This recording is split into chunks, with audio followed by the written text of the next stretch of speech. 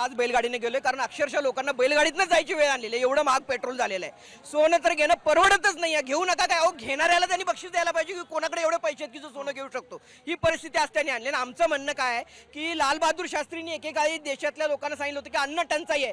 त्यांनी स्वतःचं कुटुंब एक वेळ उपाशी ठेवलं आणि मग जनतेला सांगितलं की तुम्ही अन्नधान्यामध्ये बचत करा. मोदी सरकारांच्या बाबतीमध्ये काय सगळा त्याग जनतेने करायचंय, नेते मात्र मौजमध्ये खर्च फिरणार आहेत. 2 दिवस यांनी फक्त चमकोगिरी केली. बुलेट घेऊन फिरले देवेंद्र फडणवीस, 1 दिवस फिरले, दुसऱ्या दिवसापासून ताफा घेऊन आहे तसं चालू. 1 दिवस इथल्या महापौरांनी नाटक केलं, दुसऱ्या दिवसापासून ताफा.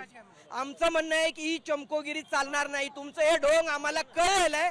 आम्ही तुम्हाला 7 प्रति आव्हानं घेऊन चाललोय पुणे महानगरपालिकेमध्ये. काटकसरीची सुरुवात, उदापट्टी थांबवण्याची सुरुवात ही महानगरपालिकेपासून सुरू व्हायला पाहिजे. बचतीची सुरुवात तिथनं व्हायला पाहिजे. नक्कीच आपण पाहतो की बालगंधर्वपासून हा सगळा मोर्चा जो आहे तो निघालाय. बैलगाडीतून सगळे आंदोलन काढत आले. सायकल घेऊन हे सगळे कार्यकर्ते निघालेत. सायकल घेऊन निघाले आंदोलन. महागाई वाढली, आज पेट्रोल परत वाढलेलं आहे.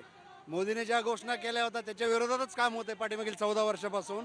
त्याचा निषेध वास्तव कळावा म्हणून आम आदमी पार्टीनं आम्ही सर्वांना एक निदर्शनं करण्याचं ठरवलं आहे. नक्कीच आपण पाहतोय की बालगंधर्व ते महानगरपालिका असे हे मोर्चा जो आहे तो बैलगाडीच्या माध्यमातून सगळा काढला जातोय. गाडा घेतलाय आणि या गाड्याच्या माध्यमातून सरकारचा निषेध केला जातोय.